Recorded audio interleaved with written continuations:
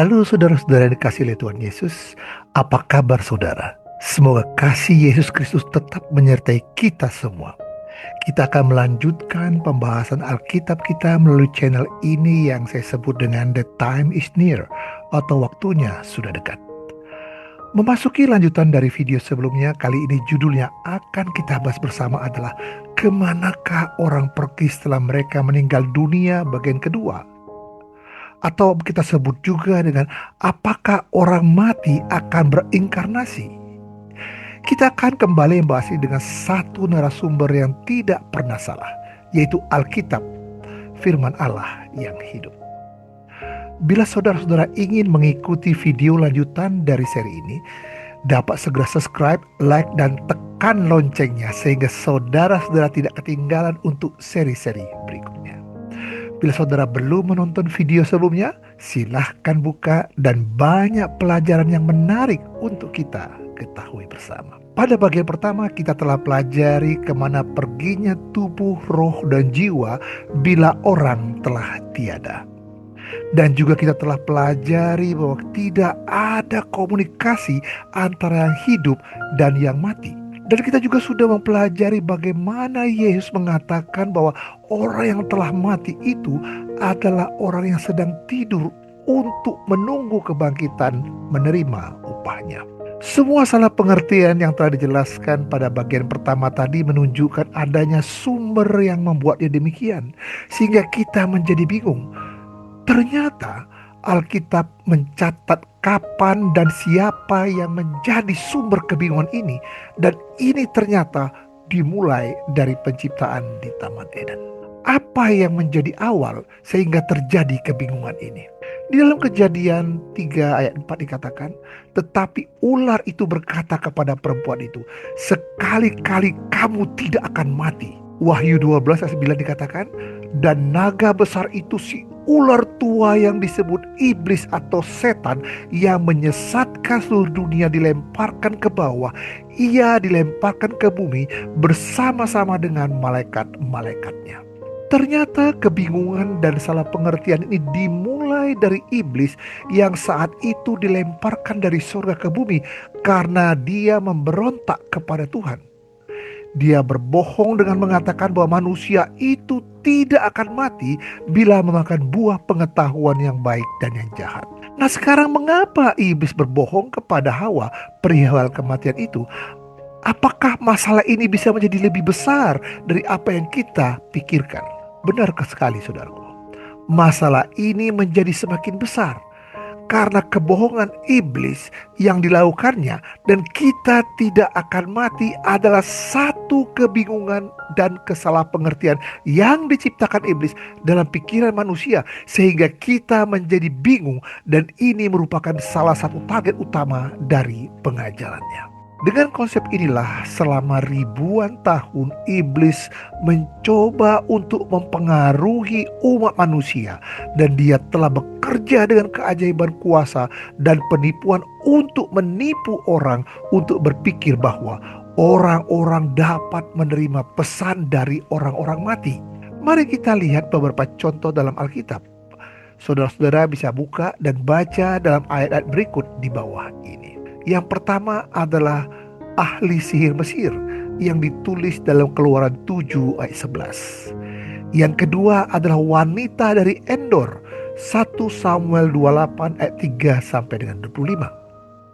Dan juga dicatat dalam Daniel 2 ayat 2 mengenai ahli sihir. Dan juga roh tenung hamba perempuan dalam Kisah 16 ayat 16 sampai 18.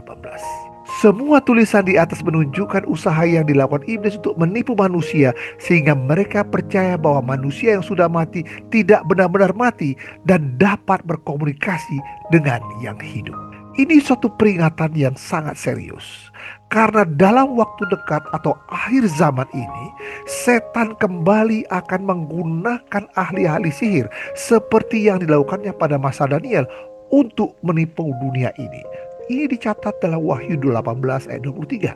Ahli sihir adalah seorang perantara supranatural yang mengaku mendapat kuasa dan kebijaksanaan dari roh-roh orang mati. Peringatan-peringatan ini telah ditulis dalam Alkitab yang mana akan terjadi pada masa yang akan datang.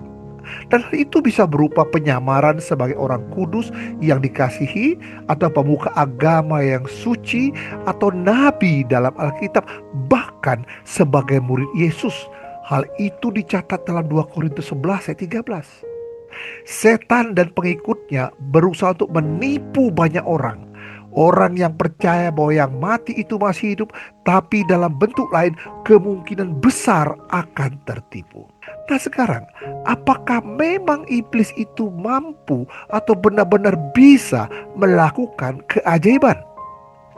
Dalam Matius 24:24 dikatakan, sebab Mesias palsu dan nabi-nabi palsu akan muncul, dan mereka akan mengadakan tanda-tanda yang dahsyat dan mujizat-mujizat, sehingga sekiranya mungkin mereka menyesatkan orang-orang pilihan juga.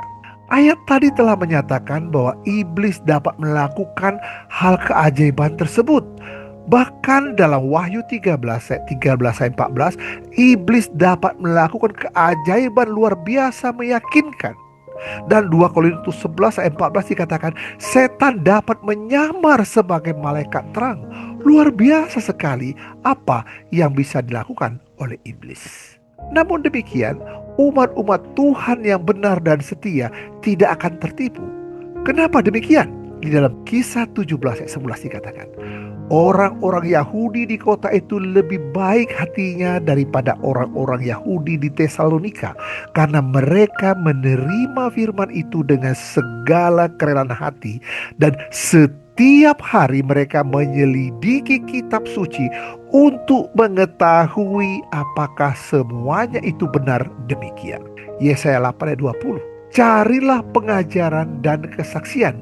Siapa yang tidak berbicara sesuai dengan perkataan itu, maka baginya tidak terbit fajar. Dari ayat-ayat di atas tadi, kita bisa mengetahui bahwa kunci utama umat-umat Tuhan yang benar dan setia untuk tidak tertipu adalah bahwa mereka akan selalu belajar dan mencari kebenaran dari firman Tuhan yang menyatakan bahwa orang yang mati adalah mati, tidak hidup, atau kebenaran-kebenaran yang lainnya yang berhubungan dengan Alkitab.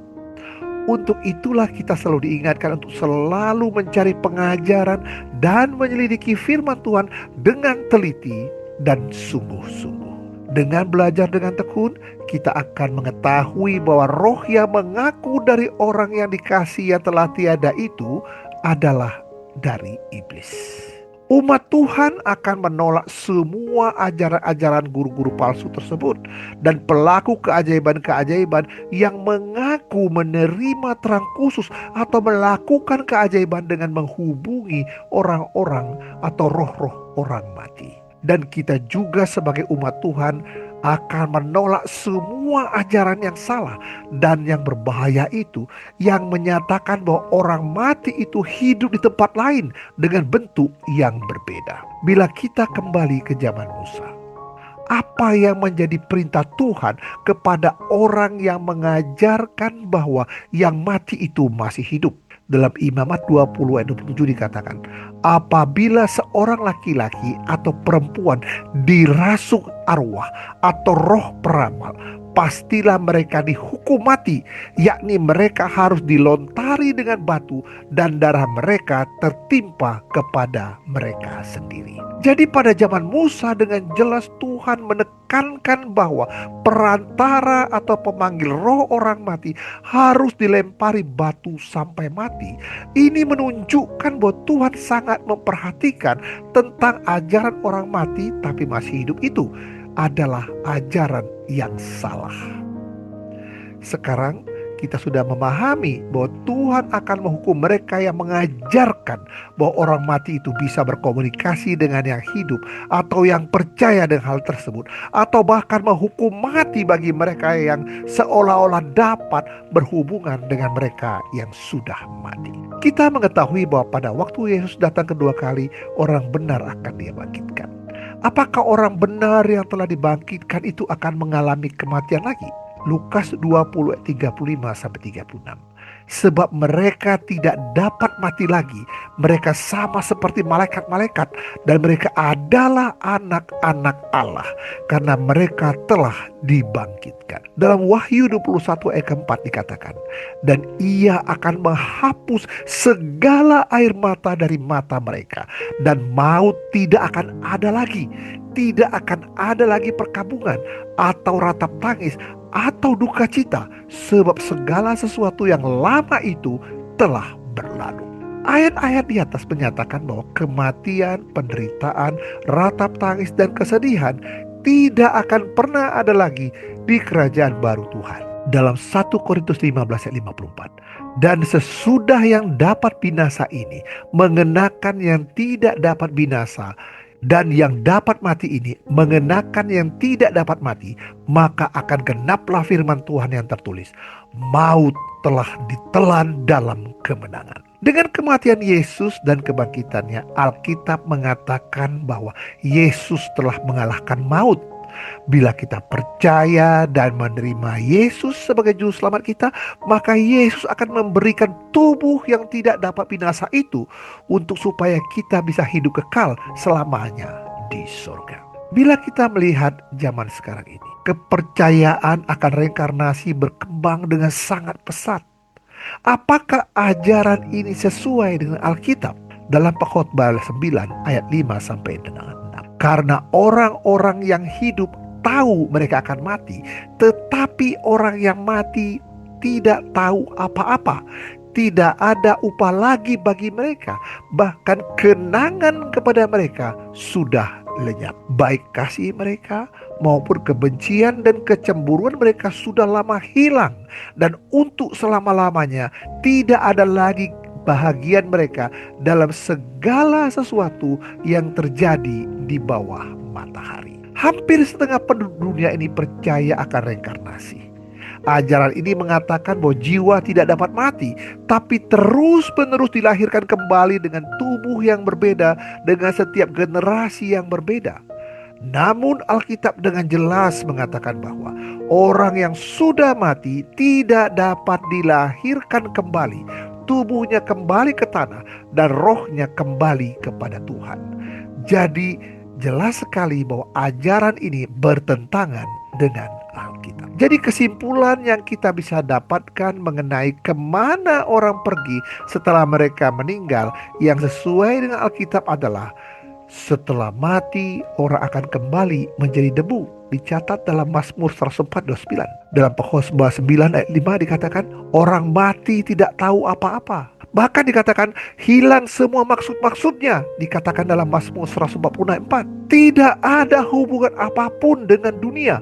Pengkhotbah 9 ayat 6. Dan tidak ada kehidupan bagi orang mati dalam 2 Raja-Raja 20 ayat yang pertama.